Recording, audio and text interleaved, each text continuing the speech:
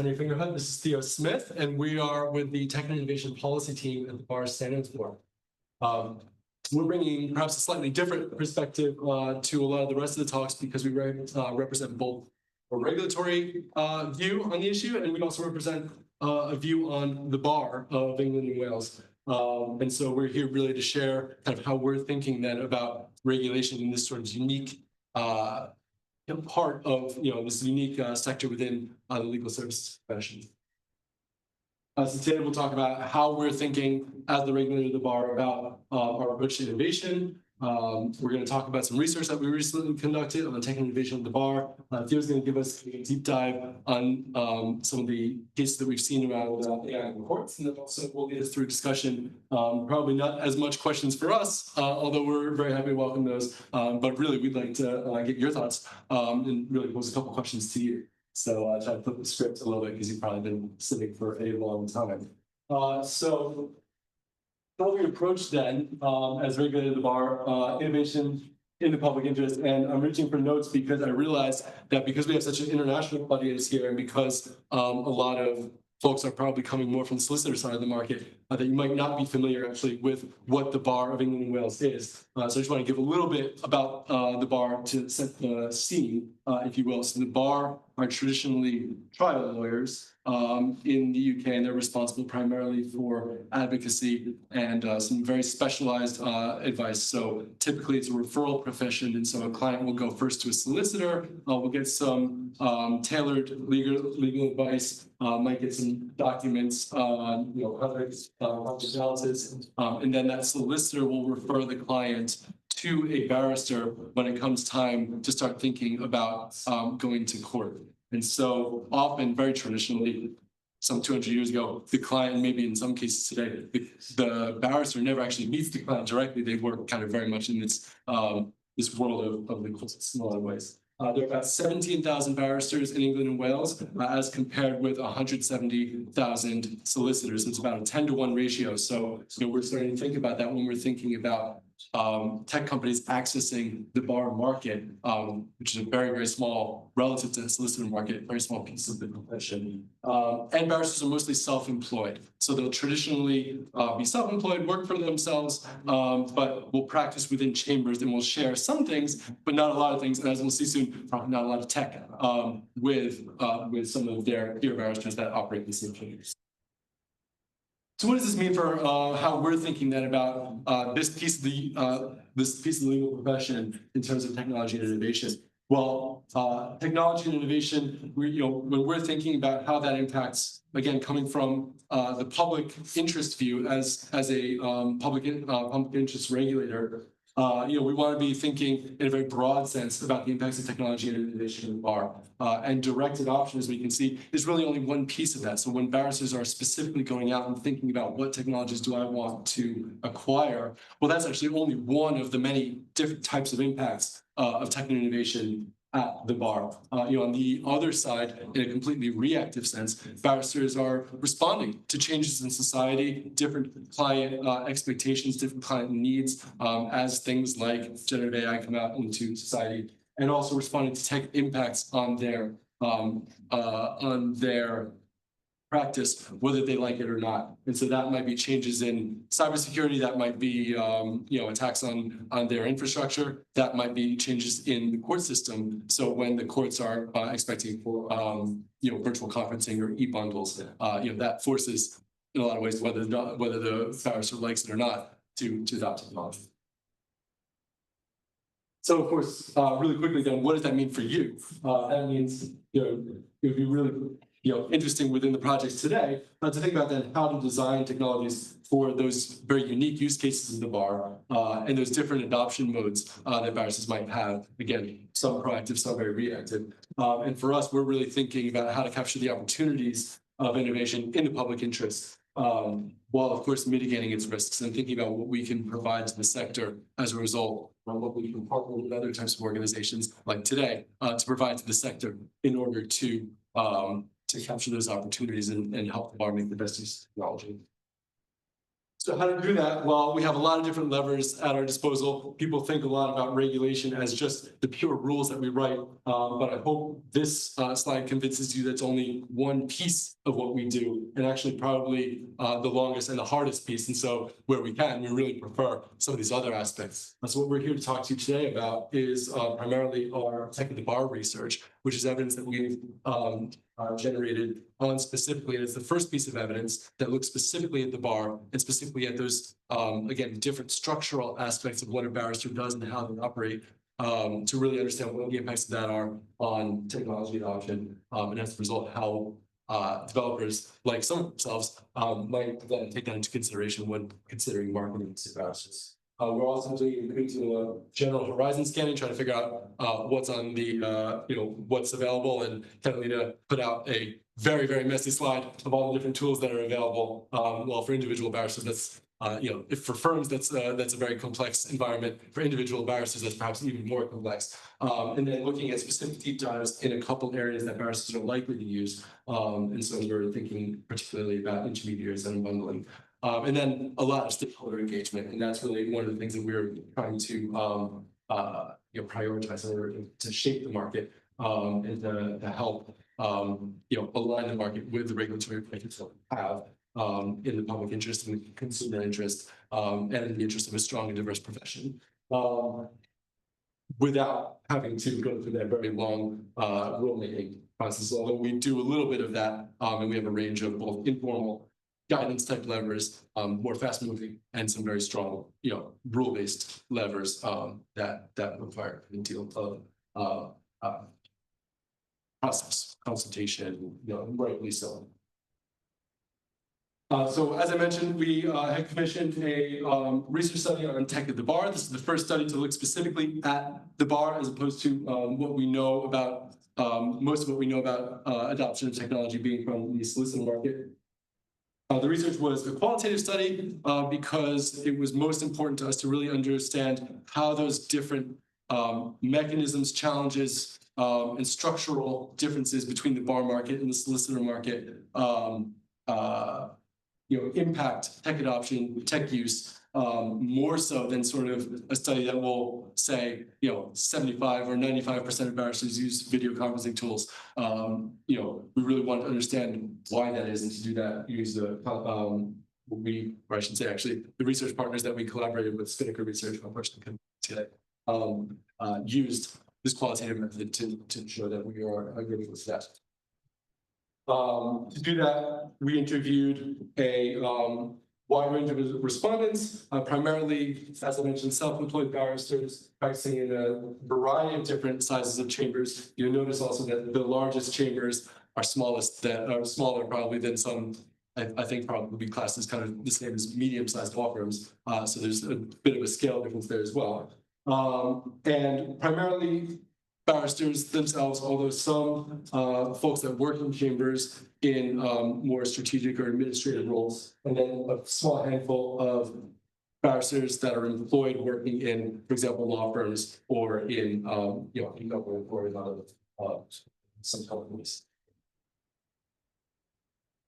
So what did we find? Well, we found that there's a wide range of different types of tools that barristers are adopting. There's a lot of here that you would expect. Probably that barristers are adopting lots and lots of productivity type tools, lots of chambers, case management type tools, a lot of the things that any type of business really needs in order to operate today, and particularly some very specialized tools that a legal business needs in order to operate today.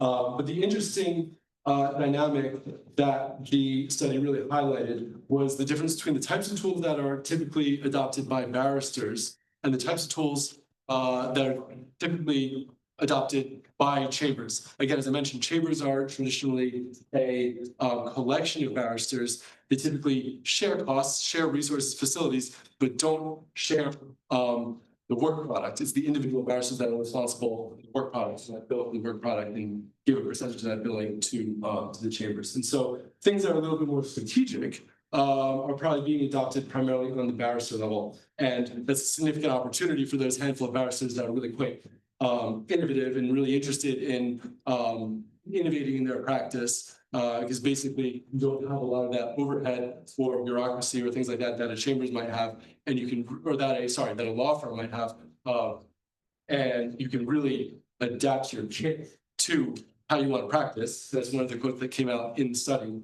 But by and large, for a lot of barristers, that's a challenge. I think the amazing work that Catalina highlighted that her team's doing really identifies, going in and championing tools and going in and doing one-on-one interviews to identify what solicitors need. That really identifies that gap then on the barrister side, because individual barristers that are responsible for their day jobs, which is going out and going across the country and appearing in courts up and down the country on behalf of their clients and doing some very specialized legal advice. And then also they're doing their own practice administration, their own tax, and importantly, they are their own chief innovation officers, and they are their own technology lawyers. And when they're thinking about what types of tools I'm procuring and what types of contractual obligations I might have in that, and they are their own legal engineers as well. So it's a tall task, it's a challenging task. It's one of the things that gets us, I think, really excited.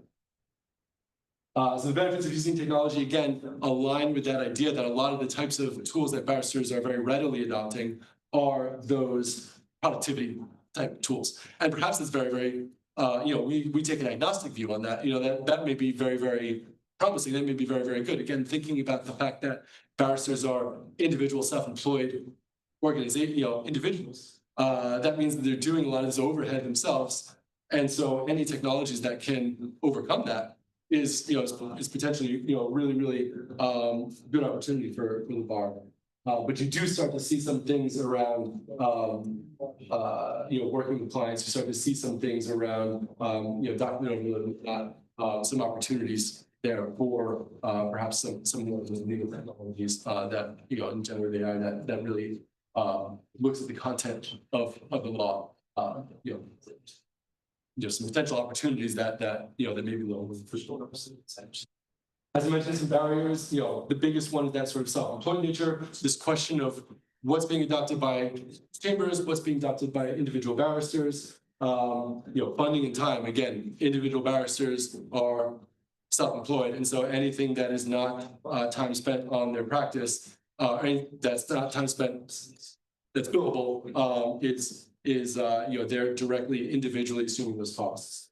And the question of what types of systemic resources, there's not a lot of kind of systemic resources, training, and in terms of, again, kind of a lot of those procurement type things that every individual barrister is going to have to go through themselves. And then one other thing, and I really want to highlight it for those folks who are doing the challenges today and really thinking about developing tools for the bar for legal professionals. There's not a lot of supply of technology for the bar specifically. Again, as mentioned, it's a very small market of solicitors. Legal tech startup thinking about going out to the market is thinking first 117,000 solicitors, particularly the largest law firms that have money and that have dedicated innovation teams that you can sell to, and not to those 17,000 barristers where you're going to have to go to every single one. There's a bit of a market challenge there. I don't know that I would necessarily call it a market failure yet, but those are some of the things that we're thinking about. And Theo's going to talk in particular about how we're thinking about that in AI. Thanks, Henry. Does it work? Yeah. So we're going to do a deep dive on one of the cases that happened. As the regulator for the bar, we need to be very much aware of things that are not only happening in the UK or England and Wales, which is the jurisdiction of the regulator, but also what's happening in the United States, for example.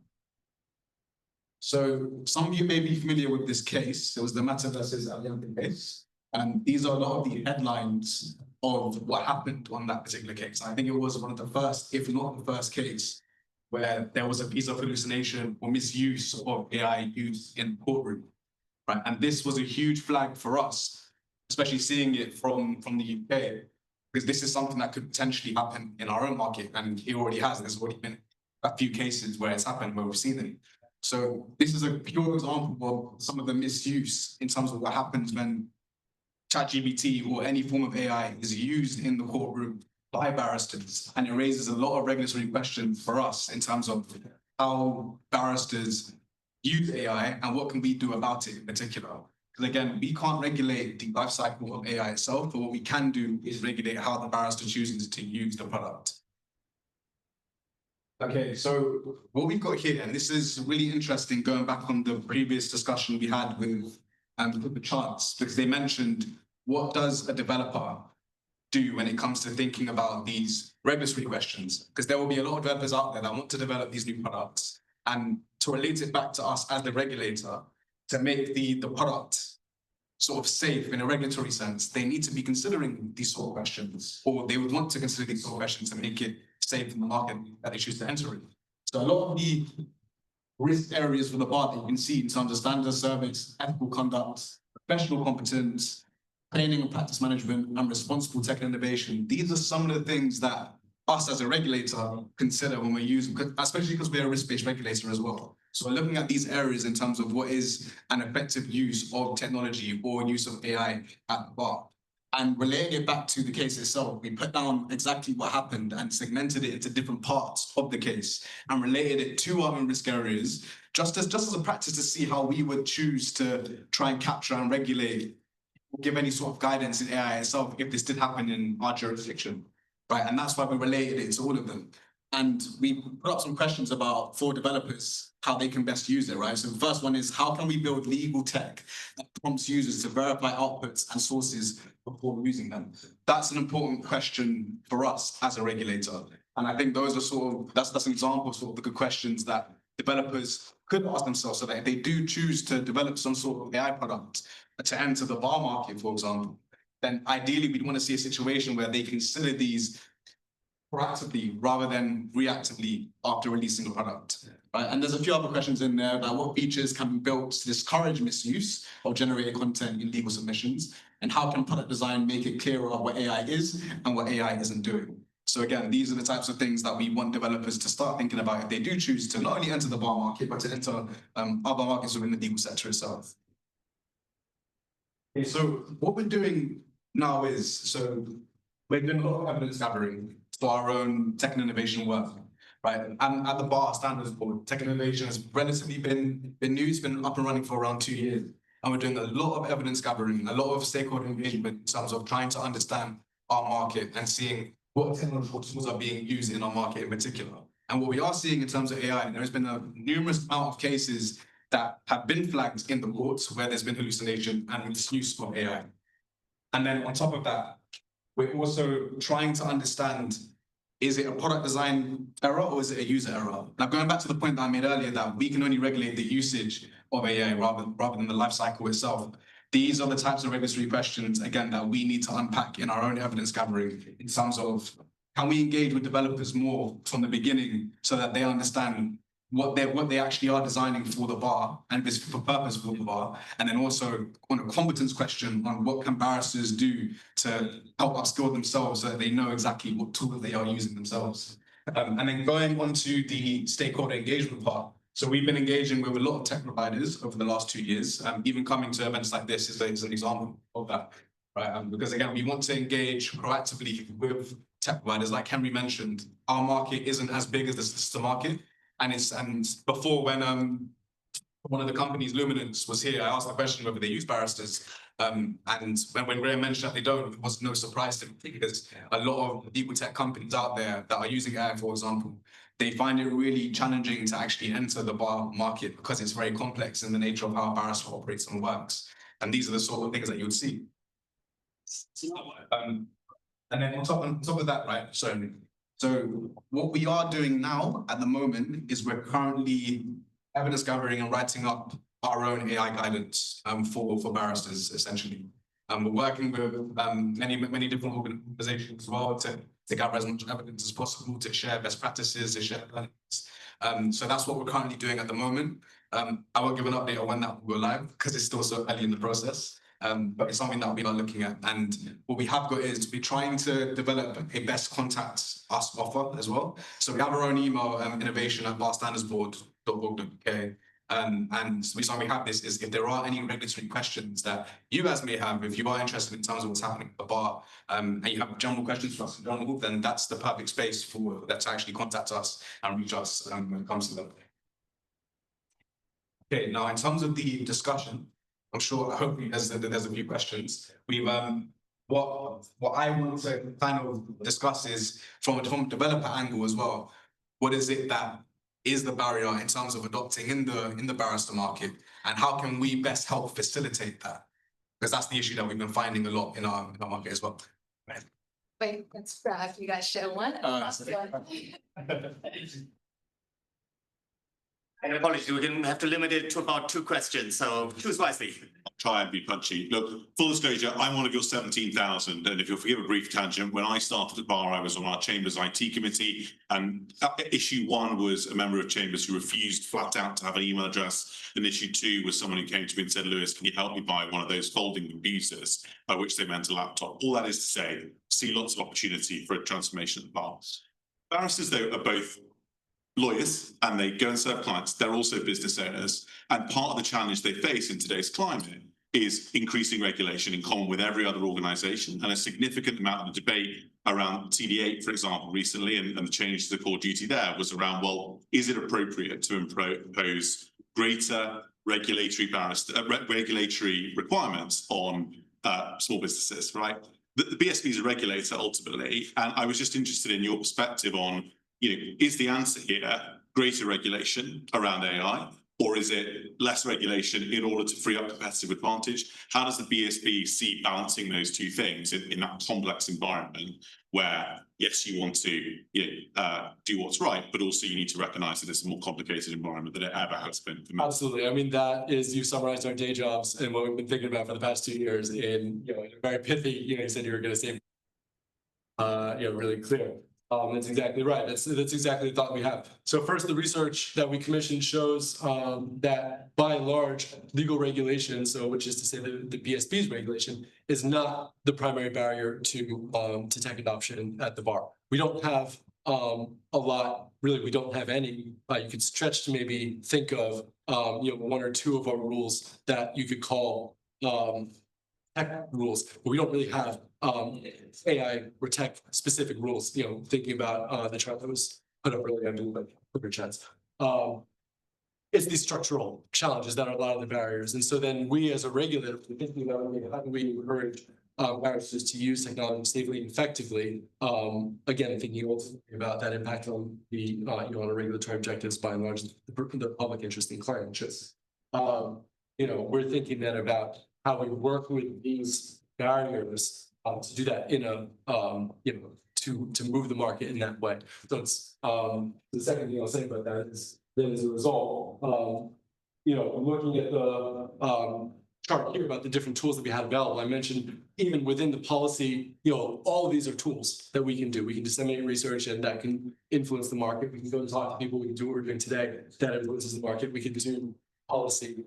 And that very directly or very clearly influences the market. And even within that policy response, we have a range of different options. I think, especially in the AI space, I think hopefully this layout is pretty clear that we're on the softer side of those levers, because we have to be, because it's such a fast-moving area. We have to be in sort of a fast-moving space. And again, thinking about what those barriers are, we have to be thinking more about how to work with those barriers more so than how to the primary risks that we're facing, and this is the last thing I'll say to that, just but here on that side, right, in terms of the evidence of what we're seeing, there are these two, there are the AI risks on top, and that AI risk can either be, a product design problem or a user problem, broadly speaking, obviously, right? But then we have this other risk of insufficient adoption of technology.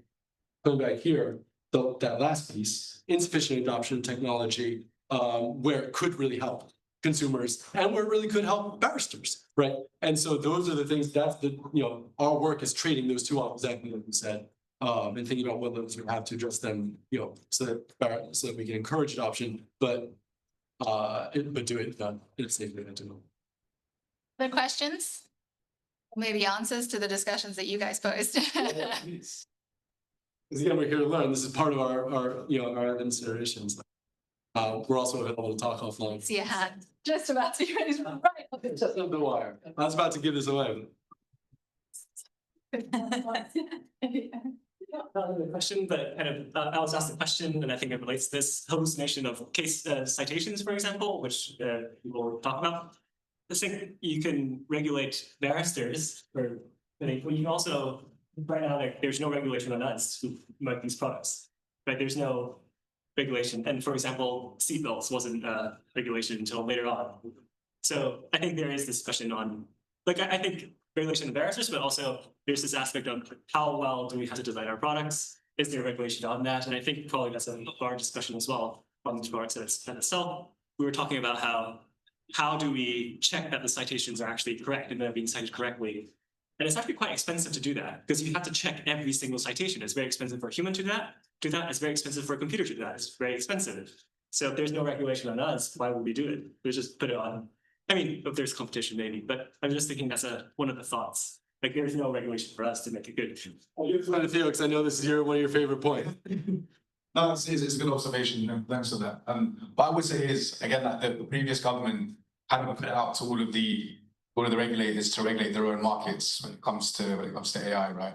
So, but for us, specifically focusing on barristers itself, I completely agree that yeah, there should be some form of guidance by other sectors and other markets as well, especially when it comes to the developer side of the life cycle of AI, which we can't regulate itself. So then it would help a lot of developers to have some sort of guidance so that they can be steered into the right direction. But it's a healthy balance between innovation and then that form of regulation as well. On our side, again, it's the usage is what we're looking at in terms of barristers.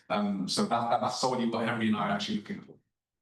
Yeah, that's a great point. I very much agree. And for those of you who were here for a chance to talk earlier, this is a really interesting point because, again, as Theo mentioned, we can only really regulate use by barristers. And so then there's the question of effectively, well, how are you de facto regulated then? Well, it's through contracts, right? It's going to be the supply chain then is going to be, if the liability primarily lies with barristers, well then with the legal professional, well then little by little they can perhaps contract that out, or just through general contract law or liability law, sort of work that liability upstream. It's personal view, not business view, but there's the really interesting. So I can imagine that's really one of the regulating factors, but we don't have very much control over that, right? And it's really interesting for barristers because, again, thinking about barristers, it's 17,000 individuals. They really don't have then that leverage to negotiate terms with tech providers as one in 17,000. And so